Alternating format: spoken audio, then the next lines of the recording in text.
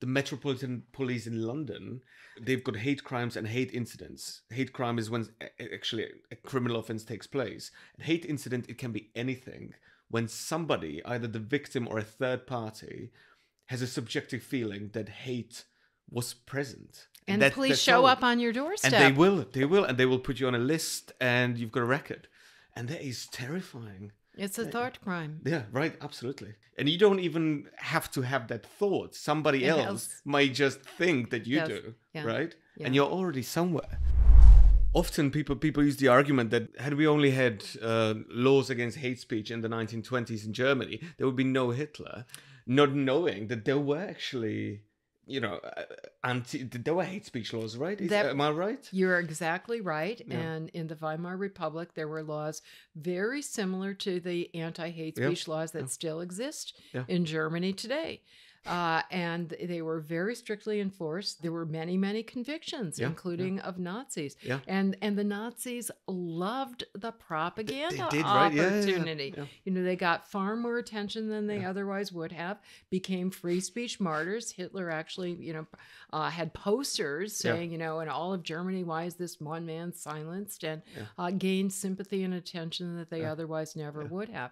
Now, I'm not going to compare white supremacists or the alt-right in the United States to the Nazis. They're certainly not advocating genocide, but they do share that strategy. We know it feels morally satisfying to try to silence these hate mongers, but please resist the temptation because you're just feeding into their strategy. You think you're going to silence or mute their message, but you're actually unwittingly amplifying it. Yeah. So please, go have a counter demonstration somewhere else where you're affirming your own message, but don't give them a bigger platform by trying to silence them.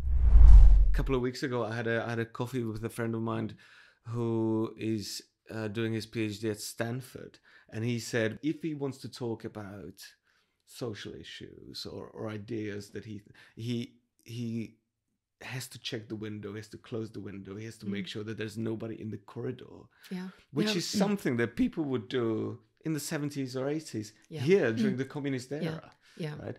And I don't think we've got the situation here at all. But it's extremely difficult to communicate it because it's this soft kind of unfreedom, right? John Stuart Mill would say that it doesn't harm you physically by tyrannizing the soul. It crashes you from inside. It's much more insidious, and it is very insidious.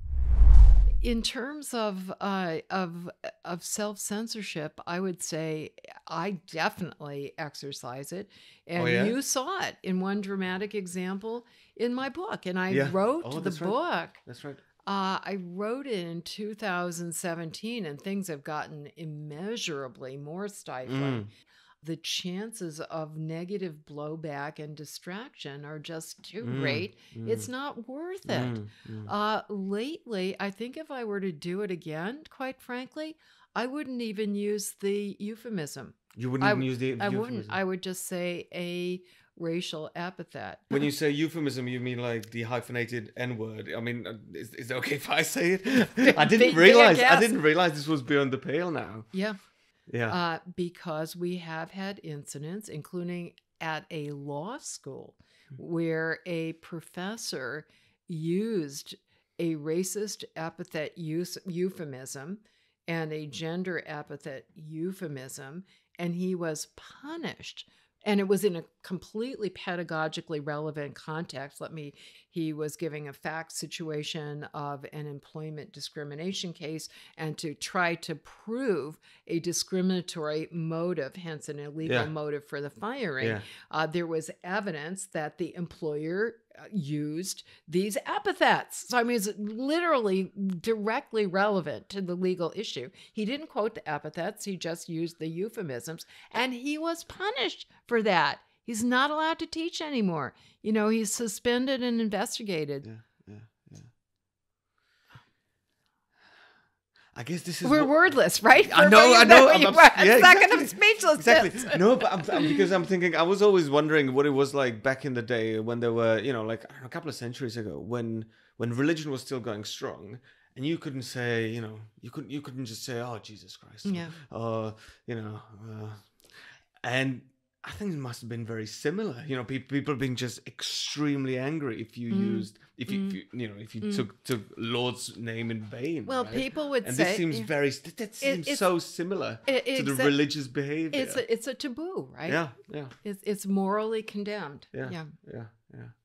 One of my, I'm become quite friendly with an undergraduate who chose the University of Chicago because of its vaunted protection for free speech. Yeah.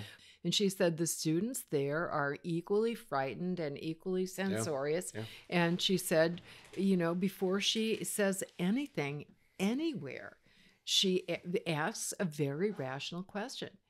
Is it worth it?